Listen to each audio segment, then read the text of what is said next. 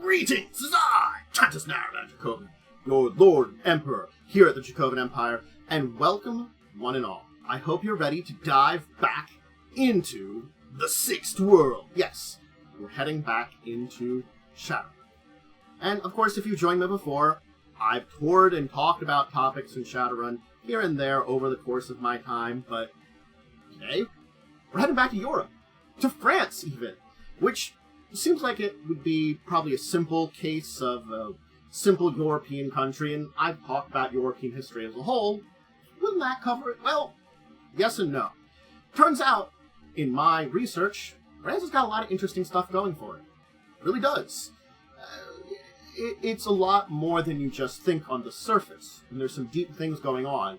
And unfortunately, I'm going to have to use a lot of online sources, because I have two older books, which do give a good picture, but the two newer books are in French. I don't speak French. Didn't find a lot of translation. Some translation, not full translation. But I'll do my best here to give everything. So I would recommend you can use for some of the extra information the Shadowrun wiki site, but I'll talk about the books in a second. That's the one I'm using for some of the translations, plus a lot of other sources I was able to link to, just searching it for it. Anyway, let's give shout-outs to me, of course. Well, remember to join me. You can always do it on Twitch or over on YouTube. If you're on YouTube, do the algorithm stuff, like, subscribe, ring the bell, and stuff like that. Please and thank you. Helps out. Always great. All right. Have any of you done adventures in France? That's my question for today, to leave in the comments, wherever you are. Have you done adventures in France? Because that's a very interesting thing, and it seems very simple at first. And let's talk about, though, those books. Because I should talk about them, and I can mention two of the major books that I was alluding to. So the first two books that I'm using, which are a little older, are Shadows of Europe. This is definitely an older book from FanPro. And then the other one from Catalyst is Sixth World Almanac. So that's taking us into the 4th, 5th edition era for the Sixth World Almanac for some updates. It doesn't go in as depth as Shadows of Europe, but still gives us a good picture of what's going on in the Shadowrun world in France.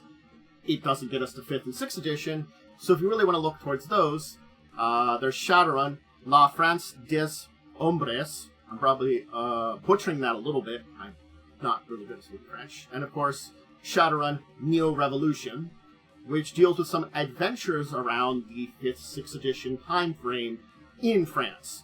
These two books here are published in France, specifically, and they're in French language. So it's one of those things that we've been seeing in recent years with some Shadowrun books, which I found out about. There are some books in areas of the world, but they tend to be more language locked. So some of the European ones, you don't find them in English, unfortunately. So, French flag remains. That's good for them. There's some basic information. So one other thing is, when you talk about France in the Sixth World, it is friendly towards metahumans. There's no bias towards metahumans. Metahumans are welcomed with open arms, generally speaking. We'll kind of get into some details about it, but it does mean being a metahuman in France isn't so bad. On the other hand, cyber people are looked at very unusually. Some are considered to be, at best, amputees to be pitied, others seen as dangerous deviants. If you're in France and you're cybered, keep it covered. Things like DataJax, Fashionware, and BioWare are favorable over cyberware. So if you're doing some Fashionware kind of things, some DataJax, those are fine. BioWare, that's fine. But full cyberware, yeah. They do actually have strict walls on weapons, and most non-therapeutic magic and cyberware are viewed as possible weapons with their strict weapon walls. So, yeah, you have to be careful with that. So, the other thing is to don't just display magic, because you might get in some trouble there. These are things to keep in mind when visiting France. Now, there's about 71 million people in France as of this day. French is the official top language. They have a large number of provinces.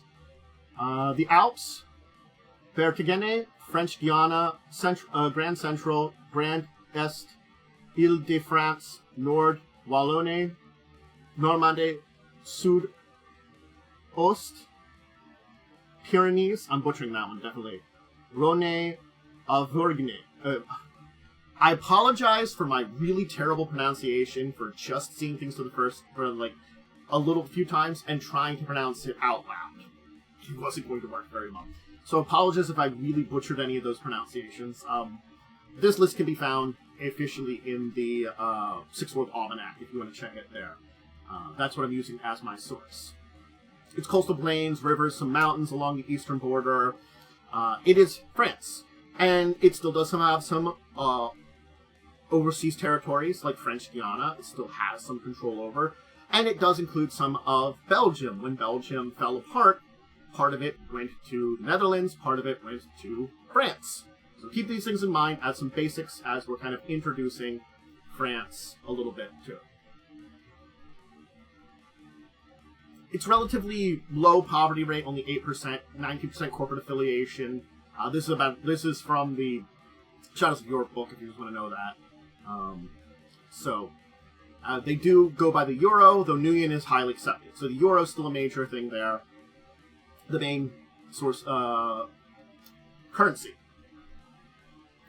So yeah. Now, the thing that I have to talk about, because we're going to have to talk about the history, is that French history is been, I'll use that commercial here, very dramatic in a lot of ways. So we got to talk about it, though. Because a bunch of things have happened in France in the 2000s, in the Sixth World. So let's talk about the 21st century, the XX century. We can start with February 20th, 2021. The French government refuses to recognize GOSC extraterritoriality. While they hoped that they would that this would be the forefront of backlash against growing corporate power, they instead found themselves fighting alone in a hopefully exotic battle. It's 9 years of corporate sanctions against France during this time. And in 2008 is the meltdown at the Canton nuclear power plant, irradiating Lorraine, Sarre, and Luxembourg, creating the SOX.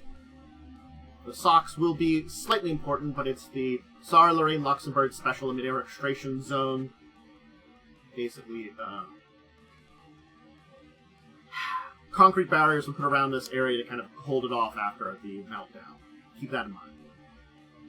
In 2023, Mist appears in Brittany. Wallona, who was part of Belgium, joins France as a region in 2028. In 2029, a military coup d'etat ends the Fifth Republic and establishes a defense government. I'll talk about the governments in a minute. Then we have from 2031 to 2036 the Euro Wars, which France was involved in. In 2037, Antoine d'Orléans is elected president and prepares the Sixth Republic. They're no longer in the defense government because the military coup and the Euro Wars were there. And protesting against the reduction of police and military presence, several sovereign cities practically succeed and establish their own security force. In 2039, the terrorist group Pan-Europe attacks London Dome in summer with paraviral agents, and it's rumored the bioweapon came from France. Never proven. In 2043, an earthquake strikes the south, prompting a lot of the devastated cities except for Marseille, Nice, and Monaco. They no longer have autonomous policy. We'll talk about those sort of independent city-states within France to a degree. They're kind of, but not. Corsica does gain its independence in 2050. In 2051, media uncovers a scandal in Marseille of the legal experiments on humans, and the Aurélie de Paladines is elected president for the first time in 2057. Gets re-elected in 2062. Then we have 2064, the crash of 2.0, and there's a big underworld battle between the Vorian Mafia in France.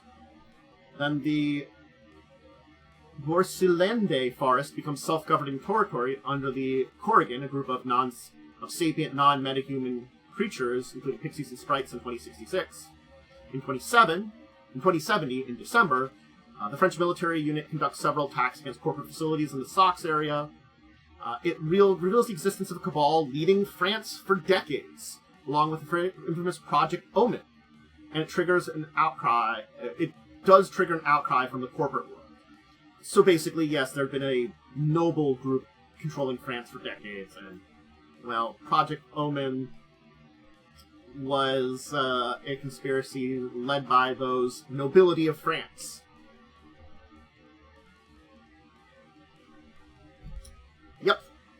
So, yeah. Anyway, in 2071, to appease corporate world, France donates Lille to the corporations, transforming the city into a corporate enclave like Manhattan. But it causes civic unrest and more contestation of nobility's influence in the country. Then in 2076, Angelique Rogue, a famous gardener from Lille, becomes a national heroine, and the only person to stand against corporate power. In secret, she goes with her unit to Boston for a training operation under order of Johann der Kervelek, who is a famous seer and president of France when he took in 2068. This was the president when the Aurélie de Palestines fell sick, took over.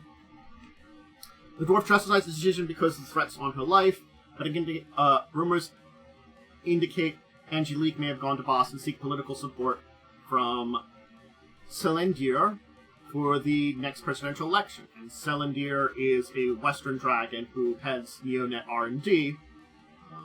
So keep that in mind. We're talking some individual names. I'm trying to give you some information about them as we go. Regardless, she gets trapped in the lockdown, quickly falls into comatose state. In France, and her absence for months only leads to more unrest. Early in September, rumors of her death at the hands of the current president trigger riots in Paris. Thanks to the Legion on Strange and some runners, Angelique is secretly smuggled out of the QZ and brought back to France, comatose but alive. Her return spares the current president. A full-blown insurrection, but situation remains tense. In 2077, a string of unlucky accidents and natural deaths, many prominent members of the oligarchy die. What remains of the most influential ones decide to form a new cabal in order to secretly ally themselves with the corporations, while pretending to be at least the last barrier of corporate power. As known as the conspirators meet in the Chateau de Vincennes in Paris, the plot is exposed by Jacobs Herp, a renowned journalist. This event is nicknamed the Treason of Vincennes and is considered the end of oligarchy in France. So the oligarchy technically is finally gone. So that's why I can't really use the books, because they still mention the oligarchy and the nobles ruling it. That's the Shadows of Europe and Six World Almanac technically still mention both of those. In 2077, a string of... that was where I was. Sorry. 2078. Following this treason, Section 89 multiplies its attacks against the Sixth Republic by leaking documents proving over and over again that the corporations are quietly stopping any potential political reform in France. Unrest grows during the year, and as December arrives, most observers estimate France will fall in disarray in a matter of weeks. So in 2079, Section 89 triggers the Neo-Revolution and overthrows the Sixth Republic. Barely a few days later, the Seventh Republic is formed with President Johann der Kervelak. The guy that had been in there, turns out he saw the writing on the wall and supported the people. The new republic is so-called cyber democracy, where Congress is drafted together over the matrix from the population for a single vote. So, interesting, they've got a new way of doing things. How this will work? I don't know. But you can see there's a lot of political unrest and a lot of problems within France proper. On the surface, it seems calm.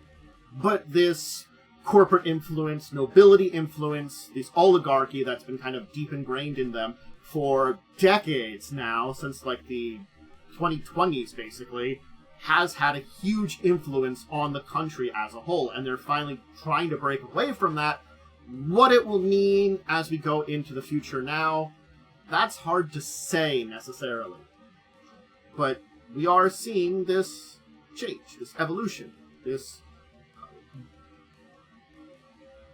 put things back into a better perspective. Alright. I'll move back to this one because I'm switching images over to here. A picture of Europe as a whole. This is not in English. If you notice, it's not in English. But you can see where France is and where a lot of the countries stand. Again, this is also around 3rd, 4th edition. Just keep that in mind. So there haven't been major shifts globally, country-wise, since those editions.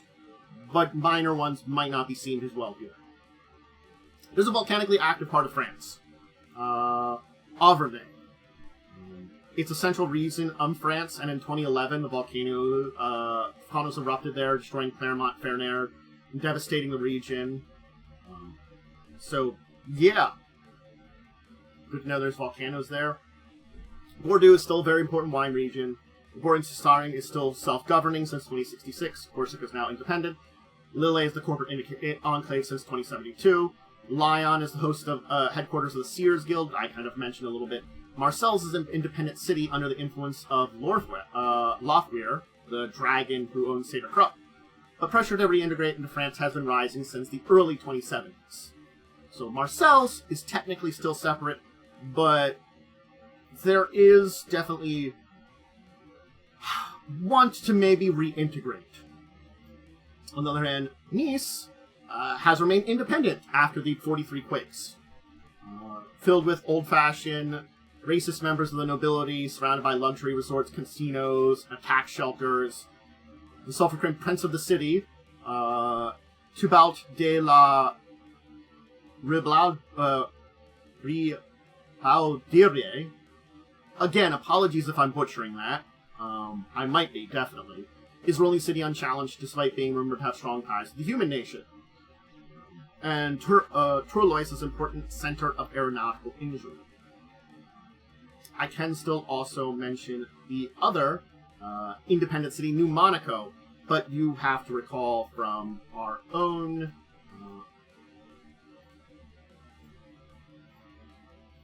history,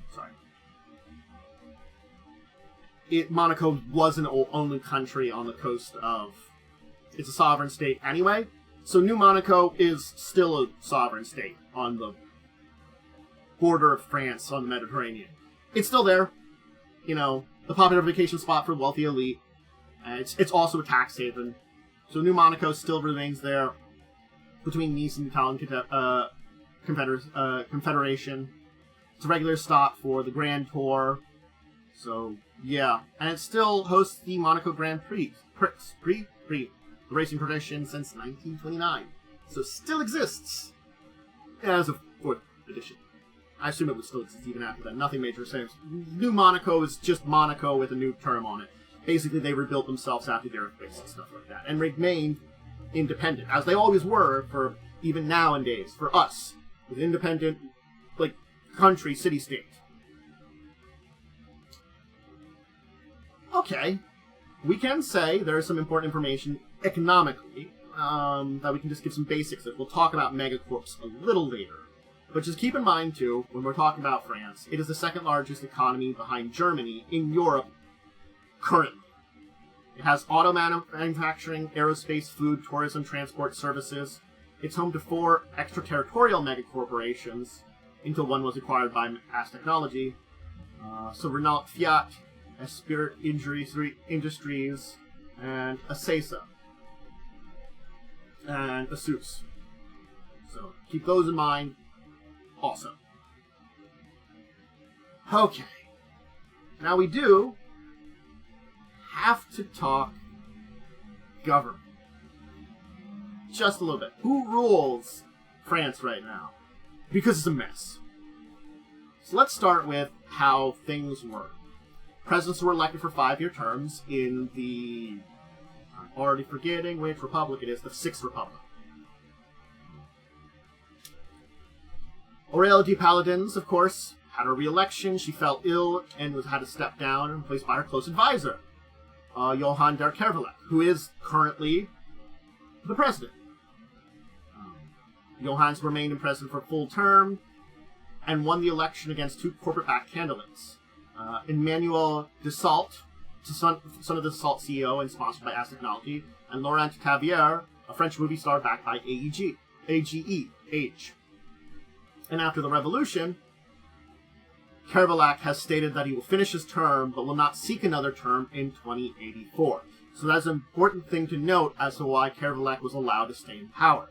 Because he, generally speaking, supported this revolution, and in a way, maybe not directly, enough that he could be like he negotiated him staying in position. The Assemblée Nationale is the main legislative body. The president picks up a prime minister, almost always the leader of the majority party in the assembly, and who then submits the choices for ministers. Since the revolution, this revolutionary body is defunct and has been replaced by a temporary assembly, won by vote, randomly summoned throughout the matrix to help of a marrying system. So basically, we have the old system, we've got a new one with a temporary assembly, kind of like figuring stuff out. The presidency and most ministers are referred to by the name of the building, street, or place. They're located in the media for political slang. It's like you refer to the president as the White House, the Pentagon as the Pentagon, Downing Street as if they were persons, you know. The LC stands for presidency, Matagon for the prime minister, Bercy for the Ministry of Economy, Finance, and Industry, Palace Bellevue for the Ministry of Interior, Palace Vendôme for the Ministry of Justice. Outside political contracts, it also hosts the priciest jewelers in Paris, Palace Vendôme, Denfert, Rocher or St. Vincent for the Ministry of Foreign Affairs, Rue de Grenelle for the Ministry of National Education, Rue de Vallis for the Ministry of Culture. The French Ministry of Defense is the only major ministry so rarely referred to in this way. It's located on Rue Saint-Dominique and not at all in Las Défense, a corporate district of Paris. So, prior to 2070s, I'll go a little more detail into that, just so people know, because that was a big part of it, and if you're playing in some of the older editions with older history, you might be still playing in this time period.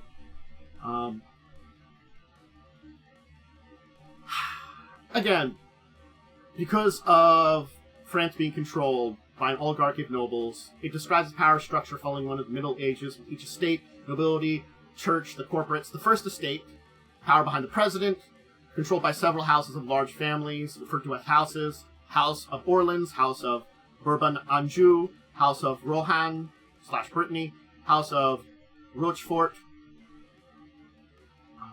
House of La Roche-Fonchard, as the family of Aurelia de Paladines.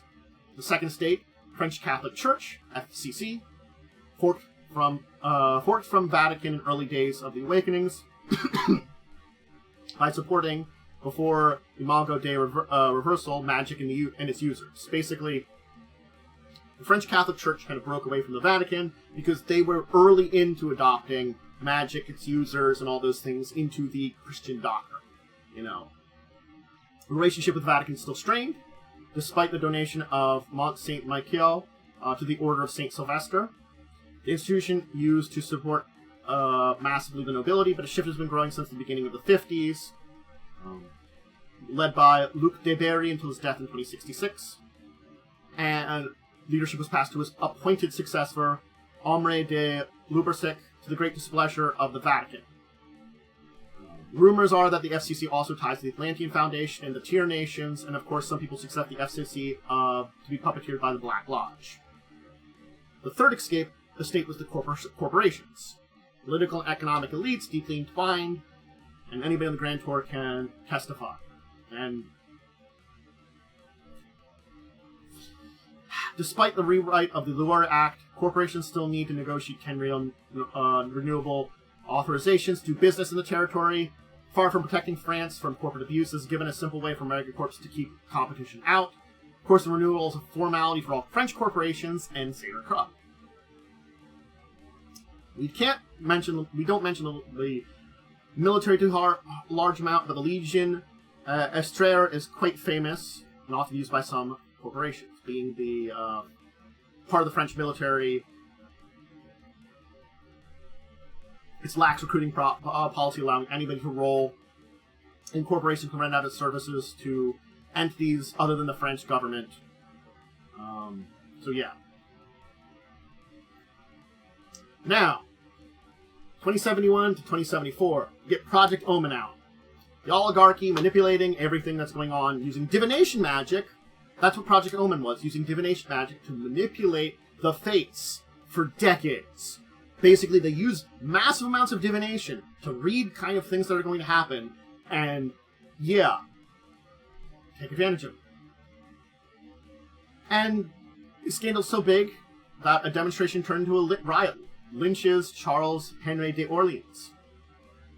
The president's forced to have the country ratify the BRA, a series of investigations is launched into the most prominent members of the nobility, political unrest, power of oligarchy drops, especially in its members that it elected. There's a purge within the ranks, a shadow war between the younger members of the oligarchy and the elders. The latter wins the conflict not without decimating its own ranks along the shadows of France in the process. The French Catholic Church is implicated in Project Omen, steps back, loses political power. And, of course, then corporate powers, notably As Technology through its subsidiary in Ares, through its media division, sort of are stepping into the power vacuum. And you get Angelique Rogue, who I mentioned, basically. So, yeah. I kind of went over the basics of it. I'm not going to go into it again. This is kind of like combining the history section I talked about with a little bit of extra stuff for the actual political stuff, so you kind of understand the politics of France as it's kind of evolving.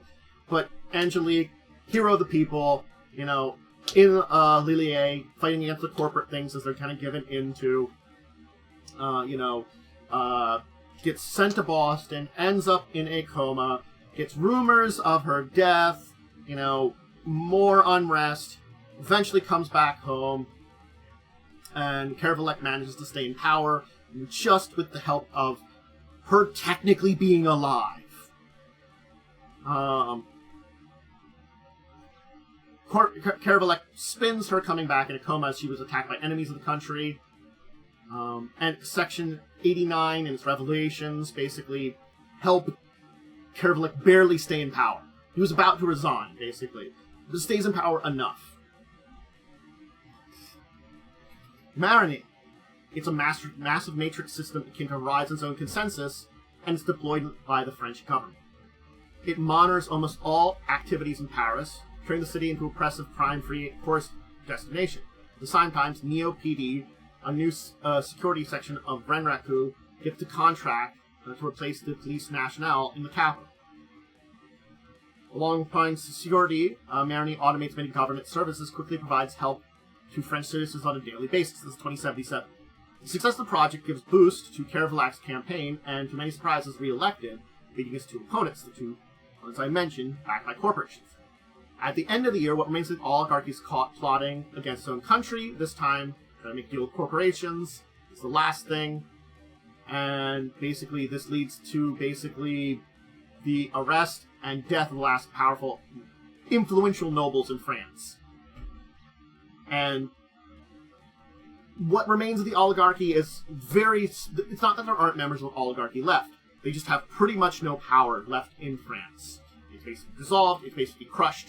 The nobility is gone. And the Catholic Church is gone. But corporate interests have stepped in a lot. Kervalek maintaining power has kept corporate influence out from overshadowing with these two power vacuums to allow this new system, at the heart of which is this very powerful monitoring system to help with this neo-democracy, which has its own implications left over in how France's government will evolve, especially with the next election. It's a mess. That's France's government. A mess. A mess that's maintaining a shred of sanity and preventing anarchy just by a thread. It seems like just by a thread, France doesn't break. Constantly. Just by a thread. Now, there are some other nations we can talk about. We can talk about their relations with some others. The United Kingdom, not great. It's strained since the end of the Euro War because the UK did help with the entire battle but got into it very late. So it kind of strained their involvement there. UK's involvement almost caused the Russians to use nuclear weapons, which France had prevented. They got into the battle late, escalated it very heavily, kind of makes those things strained. Germany, on the other hand, military scientifically, they have good relationship, but the SOX issue did poison some things to a degree. with Shadowrun acquiring the Euro aerospace, oil, and nuclear industries. Some of those formed at the hands of French companies. There's some disagreements. Each are kind of consider themselves a much-needed and unavoidable partner at this point in time, on relatively good terms. While Germany views France as an economic deadweight, France considers Germany having a lack of political might. So it's sort of like they are good terms. They kind of are just like, God, we need each other, god damn it. And also just like look at each other very negatively. So it's not strained relations, it's just they're not really looking very nicely. For Tirnanog, we're an ally, mainly because of the disdain of Britain. And France imports a lot of food to Tirnanog. So they have some very good trade. For Quebec has had a one-way street over the last 50 years of basically trying to entice French investors. French government kind of downplays economic and cultural relationships with the repressive country of Quebec. Because remember, France has its own little bits of repression, but it's relatively open, especially to metahumans. Keep that in mind. Amazonia, on the other hand, most of the dangerous enemies because they invaded Guyana and Suriname, and basically French Guyana is enclaved by Amazonian territory. So, yeah, some of their territories that they still had in South America invaded. So that's another enemy they have in the world. Alright, we should finish out today by talking a little about the Underworld. Of course, we have to talk about the shadows deep within here because, well, I think plenty of political stuff is happening, and there's some corporations that have an influence, so certainly there's a lot of options for, well, having your players have some adventures in France. Underworld's there too. We cannot forget them. Not at all. And the big mob war that happened, well, you know, that maybe didn't help things. Maybe didn't help things with the Underworld. You know, breaking them, kind of fighting them against each other. Basically, there are several organized crime groups. The Vori is the strongest in the north, from Milieu Marcel's, which dominate the rest of France. And there are other criminal groups like the... And Marilyn serves as the French Mafia, I should say. The Vori and the French Mafia are the two. So, Vori are in the north, Milieu Marcel's is dominant in the rest of France. Other criminal groups have active rackets within their smuggling operations, some triads, Albanian Fars, Arabic, Al-Akirab, Aswad, Niab, and the Ghost Cartels. Paris and Marseille also have problems with gangs, so there's a lot going on. Just to talk about those two big groups, because remember I mentioned, once the Crash 2.0 happened, they went to war. Well, yeah. So, to talk about the Vori, those are the organized crime of the former Soviet Union. They're the Russian mob, basically. And in the chance, then we have the Milieu Marcel's, the French Mafia.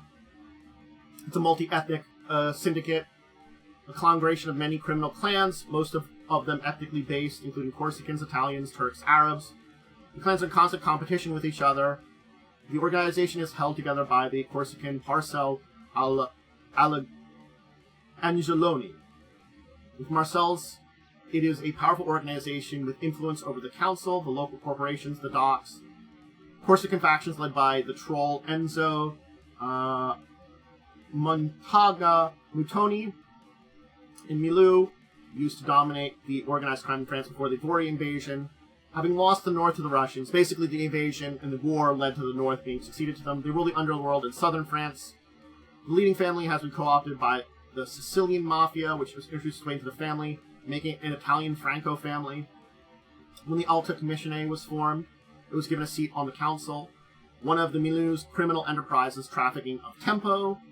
By the time they were Europe's prime suppliers, for a time. They were the sole supplier from Marseille's to Paris. Since 2063, the Milieu has been on the losing side of the war, but the Vori, its forte's brutal gun-blazing attacks result in Milieu facing more police pressure than the Russians, basically. The Russians are very open, battling, fighting, shooting it out, and so the French Mafia, the Milieu, aren't as big there, so they're kind of more laid back, so the war still goes. This big mob war, they won a lot of space. The battle between the two still continues to this day. It's not as hot as the war was, but it's kind of like a, maybe you could say a Cold War between two criminal organizations controlling regions of France from the Underground. So, yeah.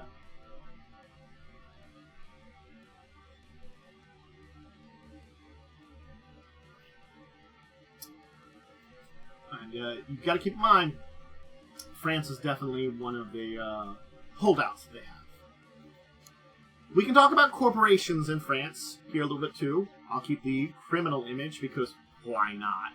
Wink, wink, nod, nod, ha ha. So, the mega corporations that have assets in France: Ares Macro Technology, As Technology, Shadowrun, Shiwase, Evo, Zeta Impchen, Spinrad Industries have significant presence there. As Technology, since 2074, becoming the most powerful AAA on French territory. With Dassault and a couple other subgroups of them, they also own Sapeur, that produces personal armors used by the Met 2000 and Legion Australia through the recent acquisition of Spirit Industries. Basically, though, still As Technology rarely appears under its own name, using their subsidiaries to basically be there. And it's played well with nationalists in their corporation and the country, who often see themselves as legitimate rulers or saviors of the country, despite being overlorded by As Technology. Ares, on the other hand, is based in Paris as one of the most powerful corporate presence in the country. Basically, Jacques Herbert, who revealed the Trison de Vincennes in 2077, is a member of there. A subdivision run by Troy Carpenter. Jacqueline Herbert worked for Ares. Shadowrun owns Arian Space, Hermes, Eurocom, and Voyages, the corporation that designed and built the original infrastructure of the SOX in 2010. The southeast suburbs of Paris and a number of other areas are the heart of the extraterritorial enclave belonging to Shadowrun, nicknamed Dragonland by most partisans. Horizon runs everything related to tourism in Paris and in France. It's very important. Its extraterritorial presence all around Disneyland in Marne-les-Vallées, which jokingly refers to it as Horizon Valley de la Marne. Since 2071, Renreku has quietly acquired a lot of local businesses that the corporation has, as always, not rebanded. Like a lot of the allies and the oligarchy that they managed to leverage until the nobility lost power, Renreku is most likely to be fourth the most influential one in France. Spinrad Global owns Givert and CA, and has restored its influence in Paris, lost partially due to infamous 2052 scandals and some of the machinations of Lofvier against their corporations. Shiwase Envirotech owns the French corporation Agritech, which includes A Technologies Corporation. Their biofood is installed out of the corporate enclave of Lille. And then Neonet and Evo have some influence there.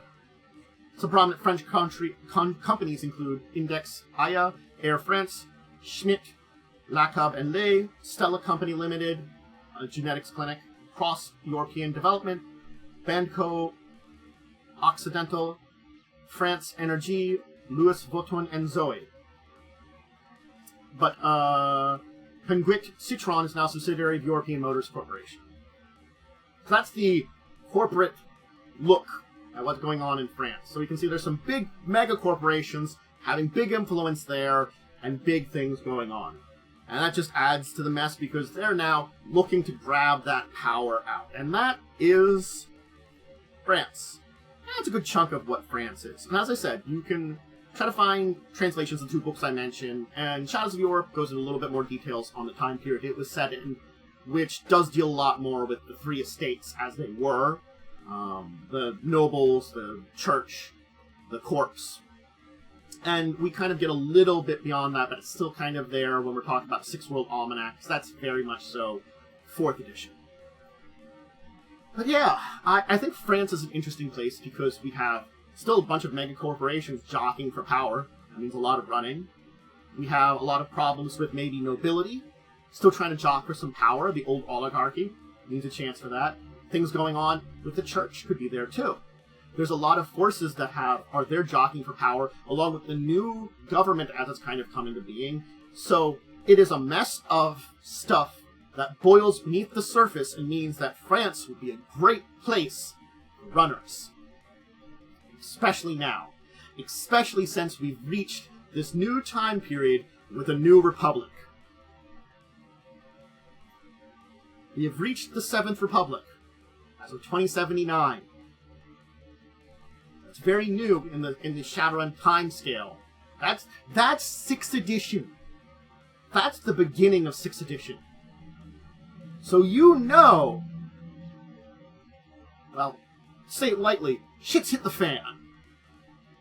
It already hit the fan a couple of times, but it really has now. The corruption, the power of the 6th Republic has fallen, but that power isn't gone. It's mostly gone, but there's little bits of it left, and other things clattering to take its place, and this mess that's kind of coming in there. And certainly, ventures there could be great, wonderful, interesting, whether multinational or something else, and just the fact that it's a kind of place that you could play a lot of interesting characters at. Remember, metatypes and non-metahuman sentients are more welcomed in France. Think about that. It's very metahuman friendly. It's very non-metahuman sentient friendly. France has some good history there. Yes, things about magic and cyberware are a little bit more out there. But that means there's so much more opportunities for much more unusual characters that don't have to worry about some of those other levels of prejudices and problems that they would in other countries. That kind of thing can drive them to be runners in the first place. But again, it's an interesting and dynamic way of changing up the storyline and narrative in this kind of country. It changes the direction, the type of country it is, the kind of things which are seen as good and bad, and stuff like that. It makes for an evolution of a place that's very interesting. That's why I think France is such an interesting place to point out and talk about here. It is fascinating. It has huge openings, especially getting to 2079, for massive Shadowrun-type storylines. So, it's something that you would pass off as just another European country that's dealing with the aftermath of the Euro Wars, that maybe is a little bit more metahuman friendly, but you have to look below the surface, and when you see it, you see there's something interesting there. I think that's going to be a way for a lot of countries in the world in this time period. Just below the surface, a lot of interesting things. Well, I'll leave it there today. That'll be it. I hope you enjoyed learning about France and joining me on this journey back into the 6th world. I always enjoy researching and talking about these countries in the world, especially when I can get into deep like these. And yeah, there's some stuff and material that is about France I can't really get into. There's probably some extra details that might have been interesting to talk about things. I have a good sense of everything. But again, those 2 books that aren't really translated in French don't help me. I don't speak or read French, and I'm not going to rely on Google Translates and stuff like that, if they even exist. But hey, maybe if you can use them, good on you. I would recommend looking into them. There are other books and stuff like that too. So if you want to look into books, if you're pretty fluent in some other foreign languages, you might be able to find some books in foreign languages in the Shadowrun world. I would recommend checking those out. Anyway, if you want to join me ever live over on Twitch to see these things recorded live, those are Tuesdays, Thursdays, Fridays, early mid-afternoon, usually depending on life schedule for those things. I have a live play of Pathfinder 1st Edition role-playing game on Wednesdays at 9 p.m. Crimson Queen, discussing tabletop Saturday at 6. I have social media, Discord, Twitter, all those kind of things, X, whatever you want to call it, all linked below for my social media. I do other things related to just gaming over on Twitch. If you just want to see any of those, if you just want to see my tabletop stuff, all goes up on YouTube late, usually a couple days later, depending on the week's schedule, because I try to spread it out, and that's it. Okay, everybody. I'm going to get going. I'm going to hang out with Twitch a little bit more, and then I'm going to say call it for today. I hope you enjoyed this, and until the next time we talk about Shadowrun, the 6th World, or anything else, I bid you all a deep and wonderful farewell.